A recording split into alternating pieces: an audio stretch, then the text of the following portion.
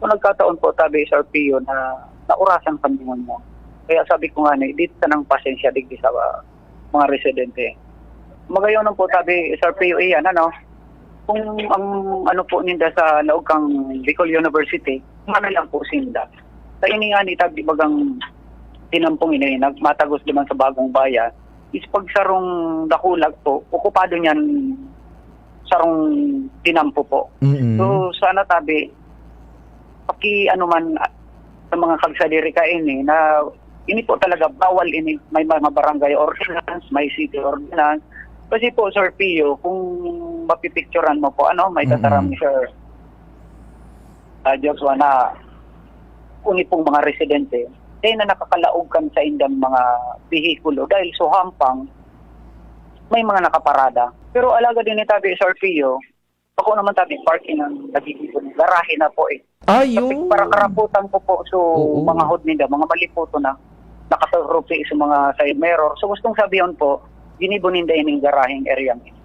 Ini po tabing may mga may sadiri kayo ni po. Ang naaraman ko po, sigun po duman sa samoyang report, is mga borders po ini. Kasabay na Sir Pio tabian sa to yung Pinkan SWAT, gano'n na dito. Ini po tabi baga, sinundi sa city ordinance, reclam, no parking, and obstruction is 3,000 po.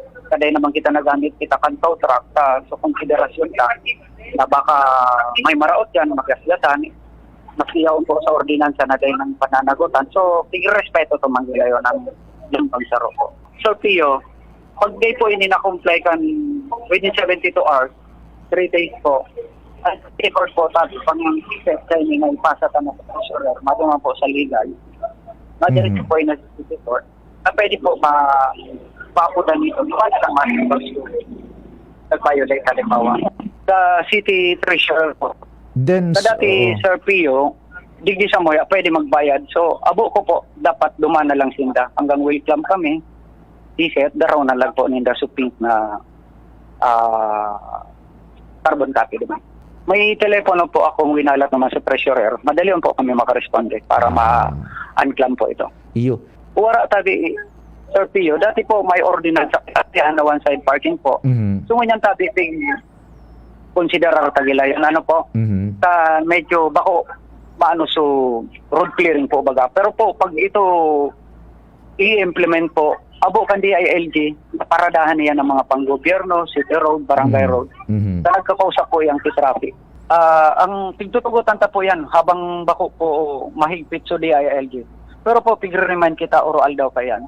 Dahil po, so agrangay kang tawo, pag-ali sa barangay, minadiretso po din sa DILG. Kaya, so may konsiderasyon kita, Sir Pio, dahil lang sinda siyempre po, sa ipuantan kwartangon yan, durda ko lain eh. Iyo.